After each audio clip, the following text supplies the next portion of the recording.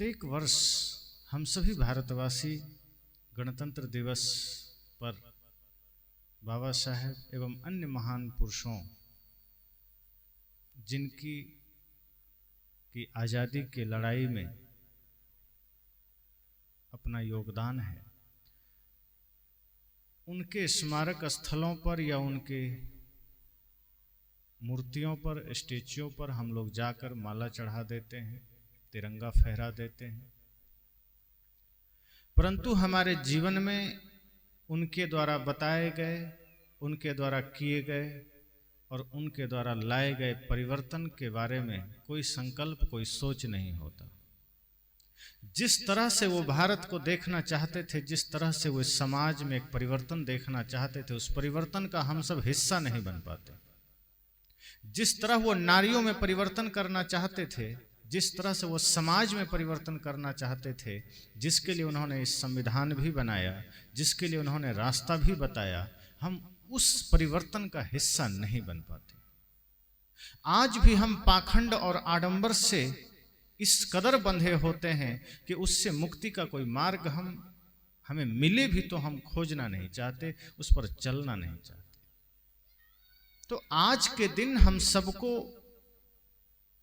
यह सोचना चाहिए, यह विचारना चाहिए कि यह संविधान का दिन है और बाहर के संविधान के साथ साथ हम सबका एक भीतर का संविधान भी है, जो कि नैतिकता है, समता है, सेवा है, भक्ति है। उसे भी धारण करना है और सामाजिक रूप से भी हमें एक इंसान के रूप में स्थापित होना है। आप कुछ बनिए चाहे मत बनिए, हिंदू, मुस्लिम, सिख, ईसाई, इन रास्तों पर चलने की जरूरत नहीं है। आपको चलना है तो मानवता के रास्ते पर चलिए, इंसानियत के राह पर चलिए।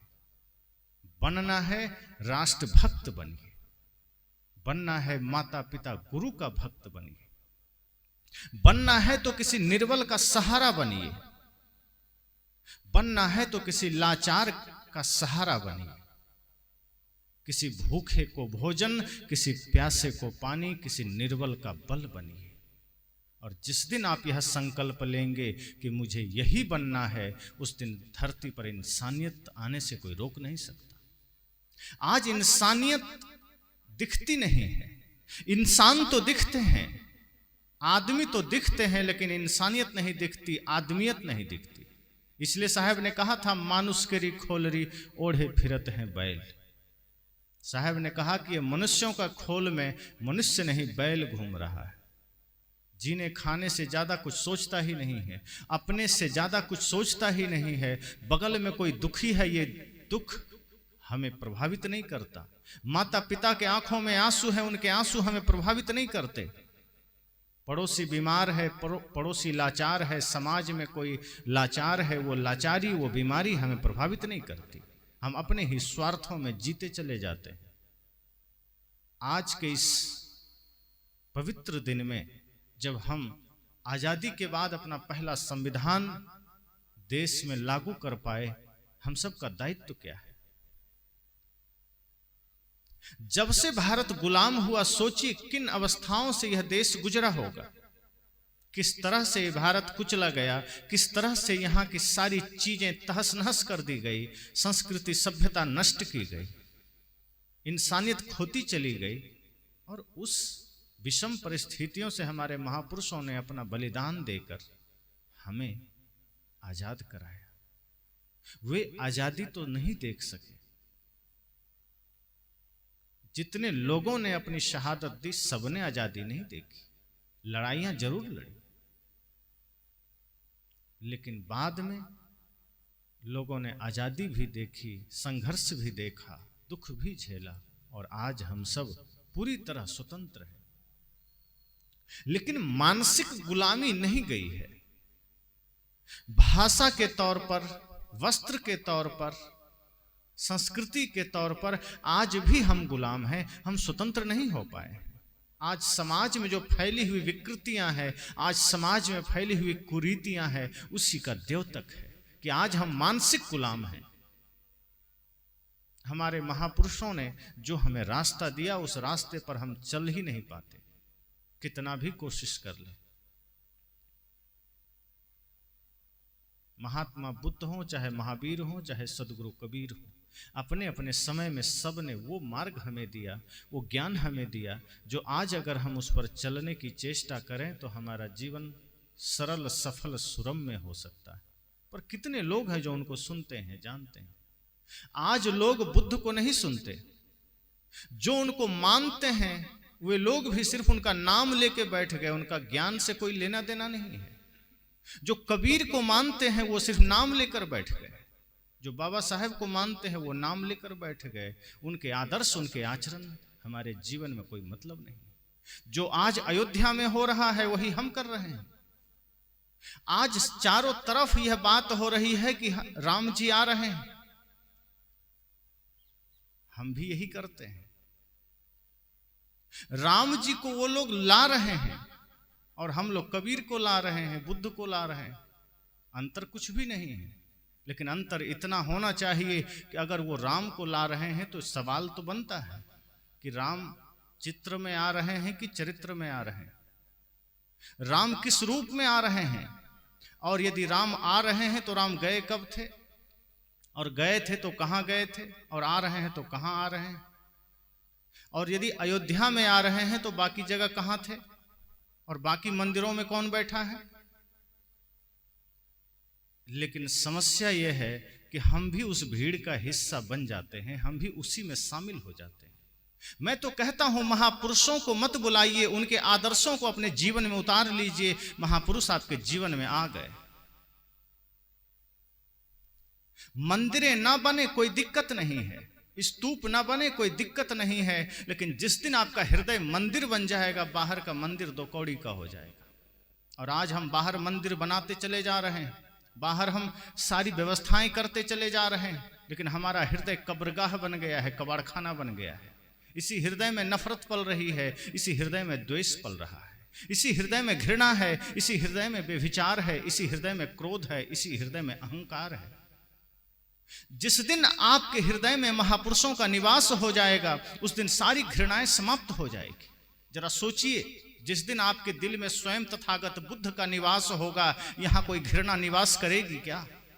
जिस दिन आपके हृदय में बाबा साहेब का निवास होगा, यहां नफरत बैठेगी क्या? जिस दिन सदगुरु कबीर हृदय में निवास करेंगे, उस दिन आप किसी के साथ दुर्व्यवहार कर पाएंगे क्या? जो सदगुरु कबीर कहते हैं, सब घट मेरो साइया सुनी सेज न कोई, बलिहारी हुआ घट की जागट प्रकट हो। वे कहते हैं सभी घट में मेरा परमात्मा बैठा है। सोचिए, अगर वो कबीर स्वयं आपके हृदय में बैठेंगे तो आपको सब में परमात्मा दिखेंगे। फिर ना किसी से आप झूठ बोल पाएंगे, ना किसी के साथ छल कर पाएंगे, ना किसी से घृणा कर पाएंगे। और सोचिए, क्या आज छल नहीं हो रहा है? क्या आज घृणा नहीं हो रही है? क्या आज नफरत नहीं हो रही है? किसी की सफलता को देखकर आपको कष्ट नहीं होता है? इसलिए मैंने कहा कि कुछ भी आप करें, अगर बाहरी तौर से महापुरुषों को आप अपने जीवन में बुलाना चाहते हैं, उनको चित्र रूप में बुलाना चाहते हैं, घर को पूरा चित्र से सजा दीजिए और बीच में बैठ के शराब पीजिए, तो चित्र आपको रोकेगी नहीं कि तुम शराब क्यों पी रहे हो। और यही होता है, लोग महापुरुषों के चित्रों पर मालाएं चढ़ा देते हैं, पर उनके चरित्र को अपने जीवन में नहीं चढ़ाते। हम महापुरुषों पर माला चढ़ा देते हैं, पर हम खुद स्वयं को नहीं चढ़ाते।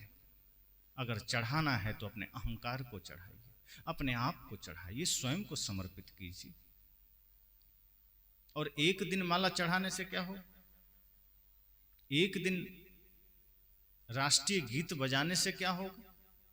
आज आप देखिए, सोशल मीडिया का जमाना है, मोबाइल खोलिए, सबके वॉलपेपर आपको लगेगा तिरंगा से रंगा हुआ है, बाबा साहेब का स्टेटस लगा हुआ है। और आज के बाद दूसरे दिन देखिए, सब फिल्मी गीत और हीरो हीरोइन का चलेगा मामला। सबके मोबाइल में हीरो हीरोइन दिखेंगे, सब में फिल्मी गीत दिखेंगे। रात आदमी सोता है तो गाना सुन करके सुबह उठता है तो गाने से शुरुआत होती। और आज 26 जनवरी है तो मेरा रंग दे बसंती चोला, या अपनी आज़ादी को हम हरगिज मिटा सकते नहीं, सर कटा सकते हैं लेकिन सर झुका सकते नहीं। ये चल रहा है। कर चले हम फिदा जाने तन साथियों, अब तुम्हारे हवाले वतन साथियों। सिर्फ आज भर के लिए एक दिन आपको भोजन दे दिया जाए और बाकी दिन कहे नहीं, बस भोजन देख के काम चला लो, होगा? ये सत्संग आपको इस स्थिति में लाना चाहता है कि आप जो काम एक दिन करते हैं, जो सत्संग एक दिन करते हैं, जो प्रार्थना एक दिन करते हैं, जो महापुरुषों के स्थल पर जाकर एक दिन समर्पण दिखाते हैं, वो प्रतिक्षण हो जाए। महापुरुषों के चित्रों को नहीं, उनके चरित्र को जीवन में उतार लीजिए। भगवान बुद्ध ने जो संदेश दिया, सदगुरु कबीर ने जो संदेश दिया, उन संदेशों को जिस दिन हम अपने हृदय में उतारेंगे, जीवन में परिवर्तन आएगा। हम उन संदेशों को मुख से बोलते चले जाते हैं, चित्रों में लगाते चले जाते हैं, हम अपने जीवन में उतारते नहीं हैं। हम बुद्ध की वाणी बोल रहे हैं और कोई गाली दिया तो हम भी गाली दे देते हैं।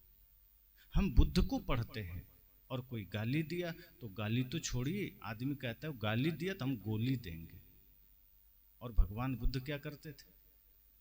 कोई गाली दिया मुस्कुरा देते थे। हमने सीखा, किसी ने हमारी आलोचना की, हम उससे अधिक आलोचना में लग जाते। जीवन में परिवर्तन लाना है तो अपने आप को इस रूप में स्थापित करना पड़ेगा कि मैं किस लिए मनुष्य शरीर में आया हूं। हमारा जीवन इतना महत्वपूर्ण हमारे लिए होना चाहिए कि हम यह तय कर सकें कि यह जीवन हमें सिर्फ इन नफरतों के लिए नहीं मिला, प्रपंचों के लिए नहीं मिला, घृणा के लिए नहीं मिला। ये जीवन तो प्रेम के लिए मिला है, ये जीवन तो भक्ति के लिए मिला है, ये जीवन तो सेवा के लिए मिला है। अपने जीवन में संकल्प लीजिए कि जब तक सांसें हैं, ये सांसें कभी किसी के बुराई में नहीं लगेगी। जितनी भी सांसें बची है, ये इन सांसों के द्वारा हम किसी का अहित नहीं करेंगे। जितनी भी सांसें बची है, धरती पर जाने से पहले हमारा जीवन इस तरह से हो जाना चाहिए कि ये जीवन किसी के नुकसान के लिए ना हो जाए। अपने अपने और विचारिए। उम्र खिसकता चला जा रहा है, आयु निकलती चली जा रही है, मृत्यु निकट है और कह नहीं सकते मृत्यु कहाँ है, क्योंकि मृत्यु कभी सूचना दे के नहीं आती। सूचना दे के अतिथि आते हैं, मेहमान। मृत्यु कब कहाँ किसके द्वार पर खड़ी हो जाए कोई नहीं जानता। और ये जगत मुसाफिर खाना है। हम सब यहाँ आए, अपने अपने तरीके से विचारिए कि हमारी पहचान क्या है, हम क्या कर रहे हैं, हम क्या करने आए थे। एक दूसरे के लिए कांटे नहीं बनिए, एक दूसरे के लिए समस्या नहीं बनिए। बनना है तो समाधान बनिए, एक दूसरे के लिए बनना है तो फूल बनिए। लेकिन आदमी इन चीजों का कभी ख्याल नहीं करता, इन चीजों पर कभी विचार नहीं करता। ये भारत भूमि में ही संतों ने कहा कि ये पूरी भूमि संतों की भूमि है, ऋषि मुनियों की भूमि है, सती साध्वियों की भूमि है। और आज हमारा मन मस्तिष्क विकृत होता चला जा रहा है, आज हमारा मन मस्तिष्क दूषित होता चला जा रहा है। हम करते क्या हैं? हम कभी किसी की बुराई देखते हैं, कभी उसका बखान करते हैं, कभी किसी का निंदा करते हैं, किसी का शिकायत करते हैं। जहां चार आदमी बैठे किसी की निंदा शुरू हो जाती, किसी की कमियां हम देखने लगते हैं। आप जाइए शहरों में, अब तो ग्राम पंचायत में भी सरकार कचरा डालने का एक कूड़ादान अलग से दे दिया है, गीला कचरा के लिए और सूखा कचरा के लिए। तो आप जो भी कचरा होता है आप वहां डाल देते हैं। लेकिन आदमी ये भूल जाता है कि बाहर का कचरा अगर बाहर कूड़ादान में डालना है तो किसी का बुराई, किसी का निंदा, किसी का शिकायत, किसी की कमी का कचरा हम मस्तिष्क में डाल लेते हैं। वहां हम भूल जाते हैं कि उन कचड़ों को भी बाहर डाल देना है। लेकिन हमारी दृष्टि उन्हीं कचड़ों पर जाती है, हमारी दृष्टि उन्हीं बुराइयों पर जाती है जो हमारे जीवन के लिए अच्छा नहीं है। जैसा आप देखते हैं वैसा मन बनता है, वैसा जीवन बनता है। आप देखते क्या है? आप किसी को देखिए तो उसकी अच्छाई को देखिए, आप किसी भी महापुरुष को देखिए, निहारिए तो उनके आदर्शों को देखिए। हम महापुरुषों को तो छोड़िए, हम अपने आसपास अपने माता पिता में बुराई देखने लग जाते हैं, अपने भाई में बुराई देखने लग जाते हैं। इस समस्या हमारे जीवन में है। और आज आदमी स्वार्थपरता में इतना पड़ गया कि अपने सिवा किसी को नहीं देखता।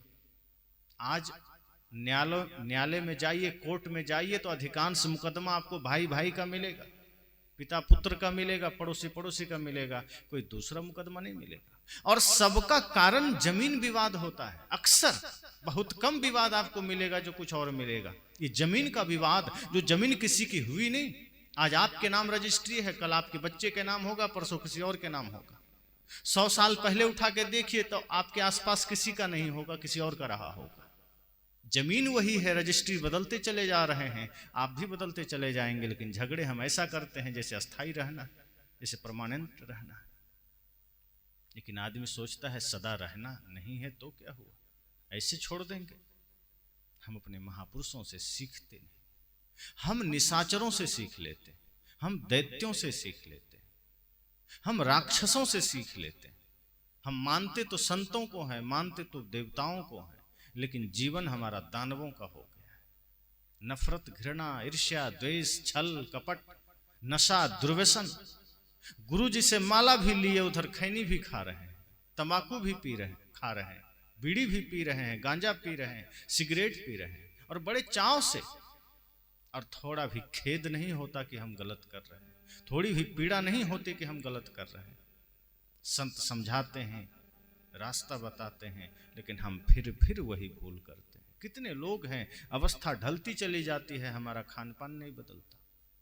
क्या फायदा है संतों को सुनने से, क्या फायदा है संतों को घर बुलाने से। मैंने कहा ये 26 जनवरी गणतंत्र दिवस है, संविधान देश को मिला। आप बाहर संविधान का पालन नहीं करेंगे, उसके अनुसार आपको दंड मिलेगा। समाज में समता बनी रहे इसके लिए संविधान बनाया गया। लेकिन जो संविधान संतों ने बनाया कि हम प्रेम से कैसे जिएं, सत्य कैसे पालन करें, अहिंसा पर कैसे चलें, ईमानदारी से जीवन कैसे जिएं, इस संविधान को तो हम भुला ही दिए। एक संविधान हमारे जीवन को सुंदर बनाने के लिए है, एक संविधान हमारे समाज, हमारे राष्ट्र को सुंदर बनाने के लिए। और ध्यान रखिए, कोई राष्ट्र सुंदर तब बनता है जिस दिन आपका मन सुंदर हो जाए। जब तक मन में कुरूपता है, जब तक मन में गंदगी है, कोई देश सुंदर नहीं बन सकता, कोई देश विकसित नहीं हो सकता। देश है ही क्या, हम और आप मिलकर ही तो देश बनता है। और अगर हमारा आपका मन ही गंदा हो, हमारा आपका मन ही अपवित्र हो, हमारा आपका मन में ही कचड़ा हो, तो कितना भी बाहर कोई नियम कानून लगा दे, आदमी पालन नहीं करता। बिहार में शराब बंद कर दिया गया, लेकिन उससे ज्यादा शराब पीछे से बिकता है और ज्यादा लोग पीने लगे। सड़कों पर नहीं आते हैं, जंगल में पी के लेटे रहते हैं। तो वो बाहरी संविधान सार्वजनिक तौर पर रोक लगाया जा सकता है, लेकिन जो ज्ञान का संविधान है, जो आचरण का संविधान है, जिस दिन वो हम अपने आप पर लगा लेंगे, जिस दिन हमारा मन, जिस दिन हमारा विचार, जिस दिन हमारा कर्म पवित्र हो जाएगा, बाहर के नियम की जरूरत ही नहीं पड़ेगी। बाहर कितना भी संविधान लगाया जाए, चोर चोरी करता है।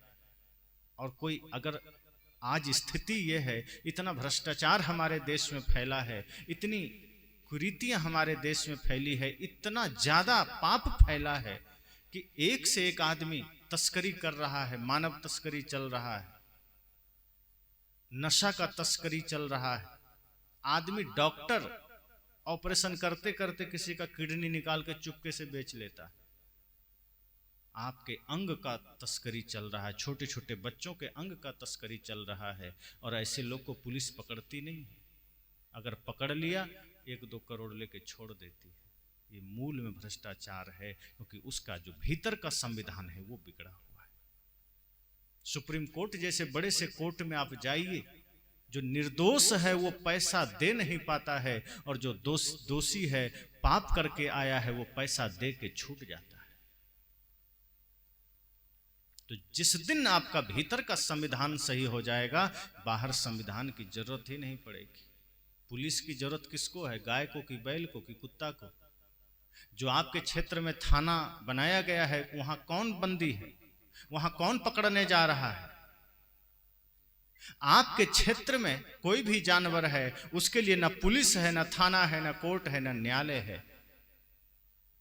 थाना, कोर्ट, कचहरी, न्यायालय हमारे आपके लिए ही तो है। और क्यों है? क्योंकि हमारा मन, हमारा मस्तिष्क गंदा हो चला है, हमारा विचार गंदा हो चला है। आज रास्ते में चलते हुए बहन बेटियां, माताएं सुरक्षित क्यों महसूस नहीं करती? किससे डरती? बैल से? कुत्ता, गधा, बैल, खच्चर, किससे? आदमी से।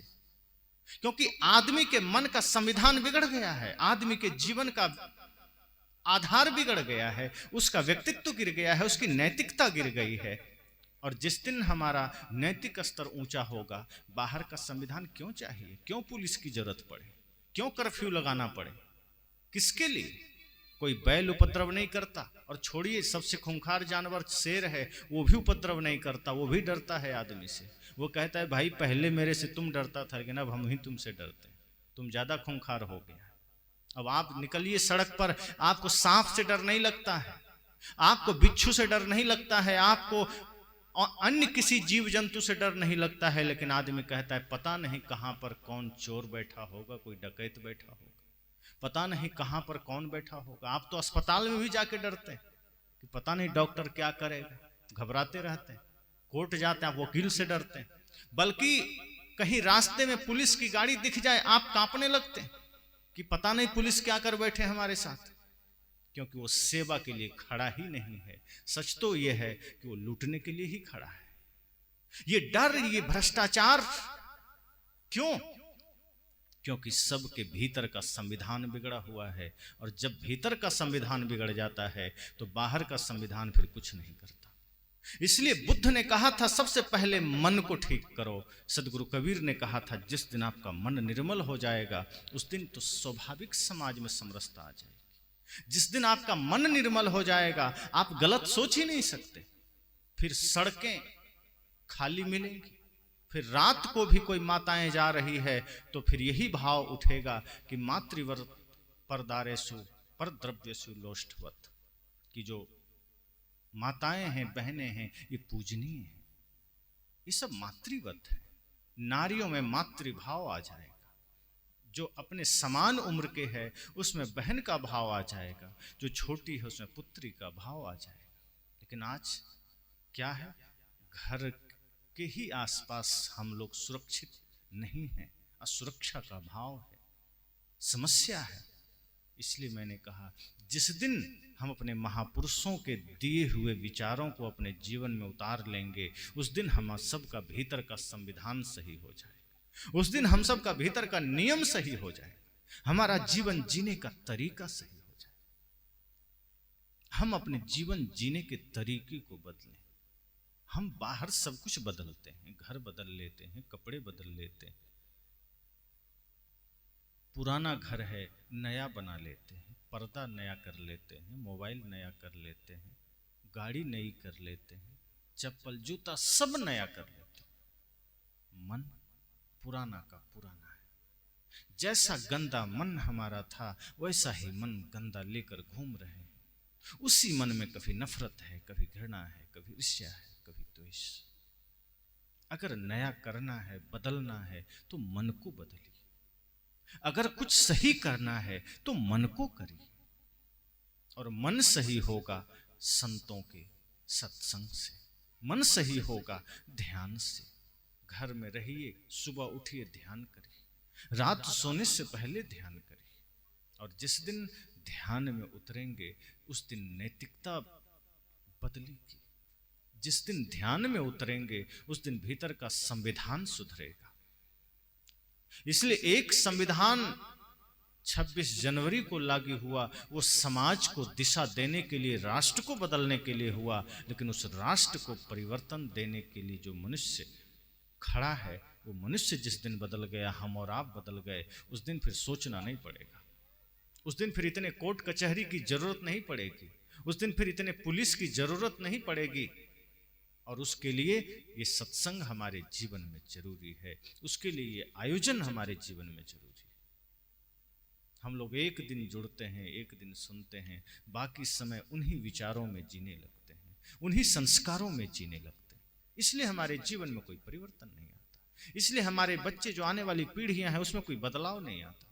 आज आप जागरूक बनिए, अपने बच्चों में महापुरुषों का आदर्श डालिए, अपने जीवन में आदर्श डालिए, अपने बच्चों में आदर्श डालिए, सिखाइए अपने बच्चों को कि उन्हें धर्म के पथ पर कैसे चलना है। और जब अपने बच्चे को धर्म का ज्ञान दीजिए तो साथ साथ ये जरूर बता दीजिए कि हम उस धर्म की बात करते हैं जिसका नाम इंसानियत है, जिसका नाम प्रेम है, जिसका नाम सत्य है। उसको ये मत सिखाइए कि तुम हिंदू हो, तुम ईसाई हो, तुम सिख हो, तुम जैन हो, तुम बौद्ध हो। उसको ये सिखाइए, ये भी मत सिखाइए कि तुम कबीरपंथी हो। सिर्फ इतना बताइए कि ये सारे महापुरुष बुद्ध, महावीर, कबीर, ये सब तुम्हारे आदर्श हैं। इनके ज्ञान अपने जीवन में धारण करो, एक सच्चा इंसान बन जाओ, एक भारतीय बन जाओ, राष्ट्र के प्रति सच्चा भाव रखो, सच्चा समर्पण रखो और अपने महापुरुषों को सीखो, पढ़ो, जानो।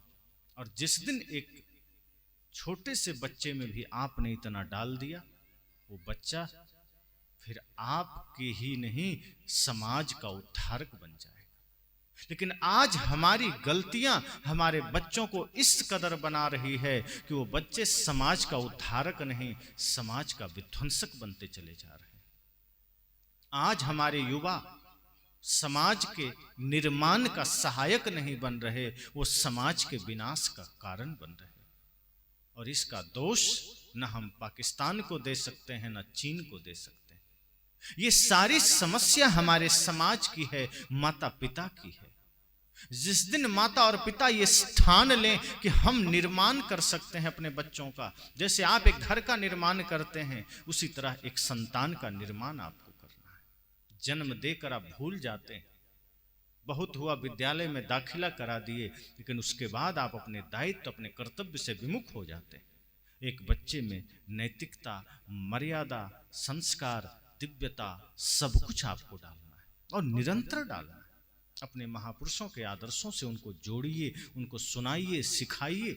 लेकिन आज तो आदमी इतना बेतहासा परेशान है, इतना ज़्यादा भागम भाग में है कि खुद भी और अपने बच्चों को भी फिल्मी गीत सुनता है, देखता है, सुनाता है। घर में टीवी चल रही है, खुद भी गाने सुनकर नाच रहा है, बच्चे को भी नचा रहा है। और तो और आज माता पिता तो गौरवान्वित होते हैं कि बच्चा डांस सीख रहा है। आज आप अपने बच्चों को डांस सिखा रहे हैं।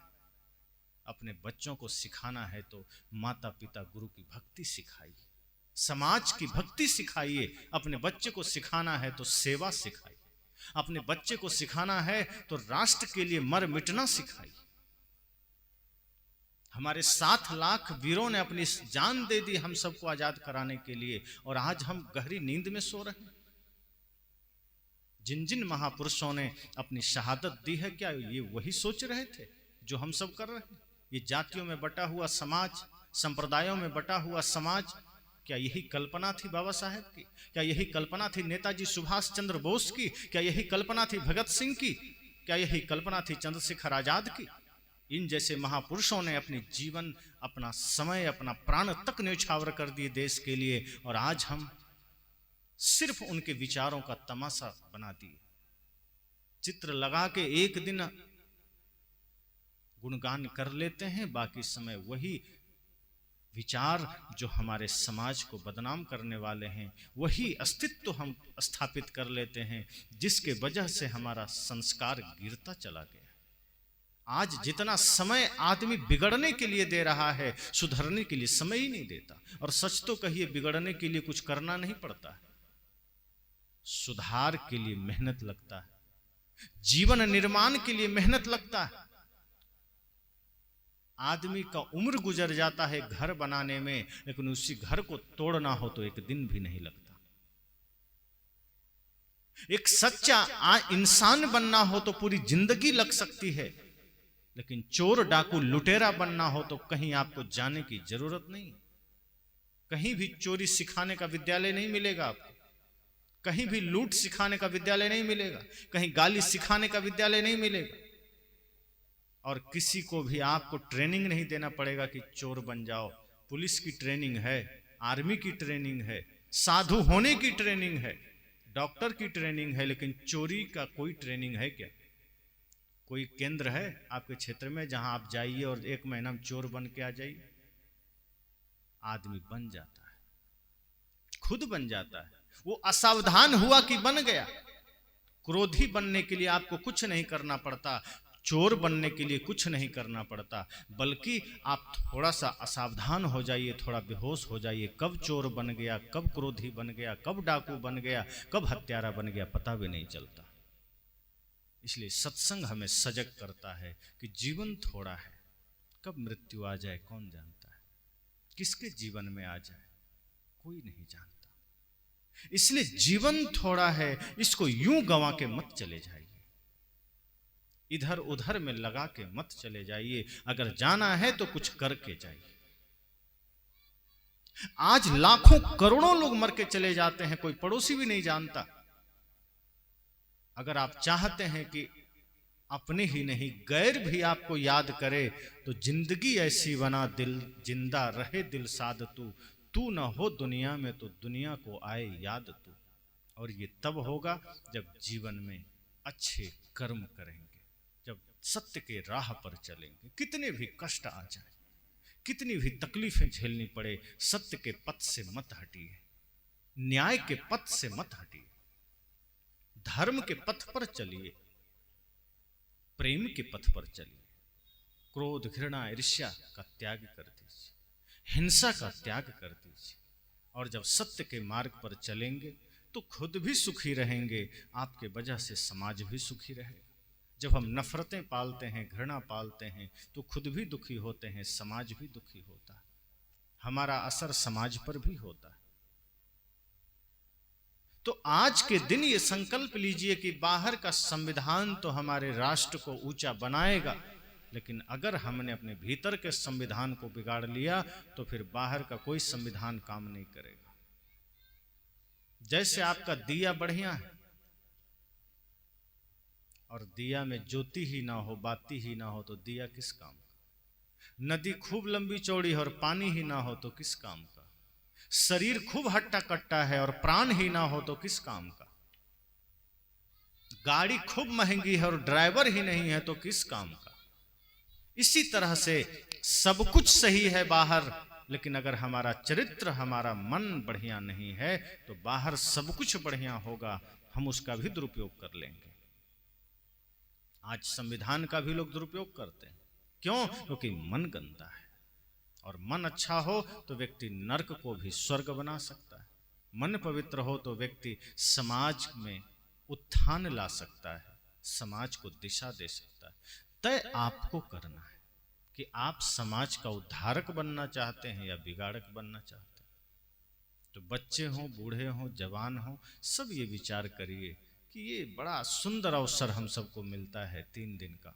दूर दूर से संत आते हैं, अपने महापुरुषों के आदर्शों को हम सबको प्रस्तुत करते हैं। संत आपको यहाँ सिर्फ खाने पीने के लिए नहीं आते, वो जगाने आते हैं कि हम सबके जीवन में परिवर्तन आ सके। लेकिन समस्या ये है कि परिवर्तन आता ही नहीं, क्योंकि हम उस जिज्ञासा के साथ, उस पिपासा के साथ, उस तैयारी के साथ खड़े ही नहीं होते। कभी कभी तो आश्चर्य होता है कि यही भूमि है जहां 14 वर्ष की अवस्था में खुदीराम बोस देश के लिए शहीद हो गए। ये वही भूमि है जहां 19 वर्ष की अवस्था में उधम सिंह देश के लिए शहीद हो गए, 23 वर्ष में भगत सिंह शहीद हो गए। और इसी भूमि में हम सब भी जन्म लिए, कभी सोच हमारी बदल क्यों नहीं पाती? ये वही देश, ये वीरों की भूमि कहा गया, हमें कायरता कहां से आ गई? ये वीरों की भूमि है, सती साध्वियों की भूमि है, धर्मात्माओं की भूमि है, ये दुष्टात्मा कहां से आ गए? और एक चीज और ध्यान रखिए, जन्म से कोई बिगड़ा हुआ नहीं होता पैदा, कि मां के गर्भ से ही बिगड़ा हुआ पैदा हुआ। पूर्व के कुछ संस्कार होते होंगे, लेकिन जन्म लेने के बाद अगर हमने दिव्यता नहीं रखी, हमने भव्यता नहीं रखी, हमने शुद्ध सुंदर माहौल नहीं रखा, तो वहां से हो सकता है कि देवता बनते बनते वहीं से दानव बन जाता है। जिस दिन आपने अपने संस्कारों को ठीक कर लिया और जन्म लिए हुए शिशु को माहौल बढ़िया दिया, भक्ति का माहौल, सेवा का माहौल, चरित्रवान संतों की गाथा सुनाई, आपके बच्चे में दिव्यता जरूर आएगी। और यही समाज देवता है, बाहर कोई देवता नहीं, आकाश में कोई देवता नहीं, आकाश में कोई स्वर्ग नहीं। आप जब गंदा सोचते हैं, क्रोध करते हैं, वो नरक बन जाता है। आप जब पवित्र सोचते हैं, प्रेम में होते हैं, स्वर्ग बन जाता है। जब आप एक दूसरे में दिव्यता देखने लगते हैं, सब घट मेरो साइयां इस भाव में आ जाते हैं कि सब में वही परमात्मा है, सब देवता बन जाते हैं। और वेद ने भी कहा है, मातृदेवो भव, पितृदेवो भव, आचार्य देवो भव। और उसी के अनुसार हमारी संस्कृति रही है, माता पिता गुरु को आदर दीजिए। इसके अतिरिक्त किसी देवता की चर्चा नहीं। उनकी उम्र ढल गई, वो ये सोचिए कि हमारे जीवन में अब भी कुछ जागरण आ जाए, अब भी कोई सूर्योदय हो जाए, अब भी कोई उजाला आ जाए। और जिनकी उम्र अभी बची है, ढली नहीं, सोचिए कि नहीं, जो हुआ सो हुआ। आज से हमारा जीवन, हमारी सांसें समाज उत्थान के लिए लगेगी, हमारा जीवन समाज राष्ट्र के लिए होगा। माता पिता गुरु में हमारी श्रद्धा हो, निष्ठा हो। और जब स्वयं में एक परिवर्तन की शुरुआत करेंगे, स्वयं में एक बदलाव की शुरुआत करेंगे, तो समाज का आप एक अभिन्न हिस्सा बनकर समाज का सुधारक बन सकेंगे। तो ऐसे सत्संग आप सबके भीतर एक ऊर्जा भरता है। ये सत्संग आपके भीतर एक परिवर्तन की चाह पैदा करता है कि आप परिवर्तन का हिस्सा बनिए, इस समाज में एक परिवर्तन आ सके। जिस तरह से आज समाज पीछे चलता चला जा रहा है, जिस तरह से हमारे आदर्श बिगड़ते चले जा रहे हैं, आप ठहरिए, देखिए, खड़े हो जाइए। बिखरते हुए समाज का हिस्सा मत बनिए, टूटते हुए समाज का हिस्सा मत बनिए। अलग होकर स्वयं का उत्थान कीजिए, फिर समाज को भी सुधारिए, संभालिए। अगर कोई गिरता चला जा रहा है तो साथ में गिरने मत लगिए। कोई बीड़ी पी रहा है तो साथ बैठकर बीड़ी मत पीजिए। कोई माता पिता का अपमान कर रहा है तो साथ में आप भी अपमान मत करिए। खड़े हो जाइए, सोचिए कि मैं इस पथ पर चलने के लिए धरा पर नहीं आया, मैं बुराइयों के साथ जीने के लिए इस धरती पर नहीं आया हूं, मैं लड़ाई झगड़े करने के लिए धरती पर नहीं आया हूं। ये सांसें मुझे किसी की शिकायत के लिए नहीं मिली है, ये सांसें मुझे क्रोध करने के लिए नहीं मिली है, ये सांसें मुझे धर्म के पथ पर चलने के लिए मिली, ये सांसें मुझे प्रेम के लिए मिली है, ये सांसें मुझे सेवा के लिए मिली। ये सांसें बर्बाद मत करिए, बड़ी कीमती है। इसलिए मैंने कहा, संकल्प आपको परिवर्तन के राह पर खड़ा कर देगा। जब एक गंभीर संकल्प आप लेंगे। समस्या यह भी है कि हम जीवन को सीरियस नहीं लेते हैं, हम बड़े उदासीन और बहुत ही लापरवाह हैं अपने अपने जीवन के प्रति। अपने ड्यूटी, अपने कार्य और धन से अतिरिक्त हम कभी सोचते ही नहीं कि इसके अतिरिक्त भी कोई जीवन हो सकता है। लेकिन ध्यान दीजिए, ये ख्याल आपको तब आएगा जिस दिन मृत्यु सामने खड़ी होगी और मृत्यु सैया पर आप लेटे होंगे। पूरे जीवन का रील जब आंखों के सामने चलेगा, तब आपको लगेगा कि हमने जो कमाया था वो तो बैंक से बाहर निकल ही नहीं रहा, जो रिश्ते नाते जोड़े थे वो तो अगल बगल खड़े हैं। ऐसा कुछ भी नहीं जो साथ जा सके, और जो शरीर के लिए किया था वो शरीर भी मरघट तक, उसके बाद वो शरीर भी कहता है जाओ, मैं साथ नहीं जा सकता। तब आपको लगता है जो करना था वो तो मैं कर ही नहीं सका। और तब ये शरीर मानो आपसे पूछेगा, ये काया आपसे पूछेगी, ये शरीर आपसे पूछेगा कि कहां जा रहे हो।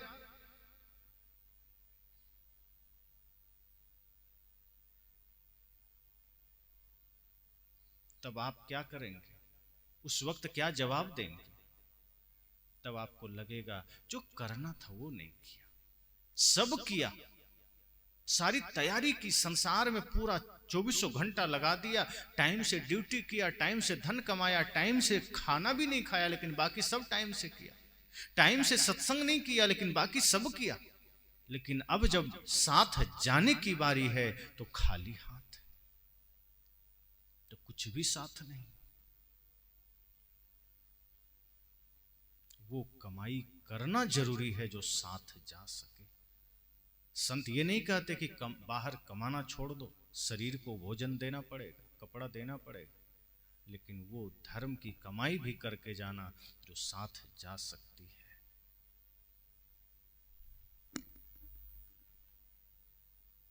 बोलिए सद्गुरु देव की जय।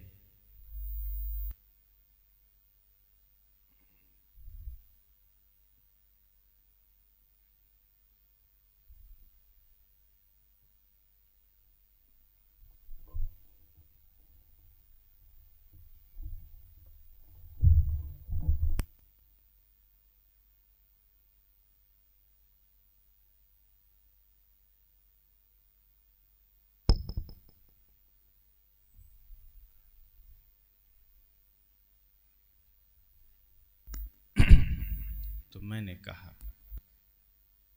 जीवन के प्रति हम बहुत ही लापरवाह हो जाते हैं। जितनी सजगता, जितनी जिम्मेदारी हम संसार के कार्यों के प्रति रखते हैं, जितनी सजगता हम धन कमाने में रखते हैं, उतना स्वयं के प्रति नहीं रखते।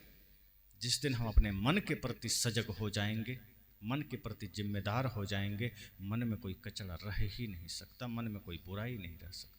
इसलिए मैंने कहा भीतर के संविधान को सही करिए, बाहर का संविधान तो खुद लागू हो जाएगा। जब मन में पाप है तो बाहर संविधान में ही हम रास्ता खोज लेते हैं बचने का, फिर बाहर कोई संविधान आपको बचा नहीं पाता। इसलिए आज इस देश में इतना भ्रष्टाचार है, इतना अत्याचार है। चौक चौराहे पर भगवान खड़े हैं, लेकिन आदमी वहीं पर सबसे ज्यादा छीना झपटी हो रहा है, लूटमार हो रहा है, वहीं पर सबसे ज्यादा समस्याएं पैदा हो रही। मेरा एक विचार है, आप सब सुने होंगे, मैंने उसमें कहा कि चौक पर हनुमान जी गदा लेके खड़े हैं, कहीं राम जी धनुष्बाण लेके खड़े हैं, कहीं शिव जी त्रिशूल लेके खड़े हैं, लेकिन वहीं पर किसी की इज्जत के साथ खिलवाड़ हो जाता है, किसी की हत्या हो जाती है, और वो हनुमान जी का गदा हिलता भी नहीं। क्यों? क्योंकि जो कहा गया आपन तेज समारो आपे, तीनों लोग हाँकते कापे, कोई पालन ही नहीं करता। जपता तो हनुमान हनुमान है, लेकिन काम शैतानों वाला है। और इसलिए सदगुरु कबीर ने कहा सब घट मेरो साइया, ये भाव जागृत नहीं हो पाता। ये विचार सुनकर भागलपुर से कुछ लोगों ने फोन किया कि आप ऐसा प्रवचन देना बंद करिए, वरना आश्रम आके आप लोगों को उठा ले जाएंगे। हमारे साथी को फोन किया, कुछ लोग कहे हम बजरंग दल वाले। हम लोगों ने कहा आपका स्वागत है, आ जाइए आश्रम। कहा हमारी भावनाओं को आपने ठेस पहुंचाया है, मैं तो आप कह रहा हूं, वो लोगों ने तुम कहकर, और बहुत गुस्से में, बड़े ही क्रोधित भाव से, कि आप हमारे हिंदू समाज के भावनाओं को ठेस पहुंचाए हैं, आप ये प्रवचन हटा लें और आज के बाद मंच पर चढ़ना छोड़ दें, वरना हम आके छुड़ा देंगे। कल 4-5 गाड़ी से हम लोग आ रहे हैं। हम लोगों ने कहा आपका स्वागत है, आइए, हमें क्या दिक्कत है।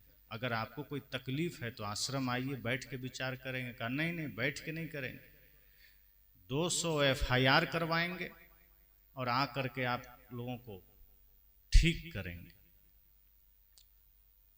कुछ लोगों को मैंने बताया, लोगों ने कहा आने दीजिए, हम लोग भी स्वागत करेंगे। हमने इतना ही कहा कि हम तो वही बात कर रहे हैं जो हमारे शास्त्रों का कहना है, कि भगवान को आपने खड़ा कर दिया चौराहे पर, मूर्तियां लगा दी, और उसी के सामने आप ताश खेल रहे हैं, उसी के सामने किसी का गर्दन काट रहे हैं, उसी के सामने आप शराब पी रहे हैं, उसी के सामने किसी के साथ बुरा बर्ताव कर रहे हैं। फिर वो भगवान का औजार क्यों नहीं हिल रहा? और अगर नहीं हिल रहा, इसका मतलब सदगुरु कबीर कहते हैं, हो हुजूर ठाड़ कहा तो अब ते संभार सवार, कि कोई बाहर नहीं, सब तुम ही हो। तुम अपने भीतर परिवर्तन ले आओ, तुम अपने भीतर के संविधान ठीक कर लो। आपका मन अगर पवित्र हो गया तो बाहर का संविधान आपका स्वतः लागू हो जाएगा। इसलिए मैंने कहा कि जब हम अपने मन को ठीक करेंगे तो सब में परमात्मा दिखने लगेगा। हमारा मन निर्मल होगा तो कहीं बुराई दिखेगी ही नहीं। फिर माता पिता को हम वृद्धाश्रम भेजेंगे। आज माता पिता को वृद्धाश्रम कौन लोग भेज रहे हैं? कोई नियम, कोई संविधान काम नहीं कर सकता। जिस दिन आपका मन निर्मल होगा, सारा संविधान सही हो जाएगा। आपका मन पवित्र तो हो जाए, उस माता में भगवत्ता का दर्शन तो हो जाए।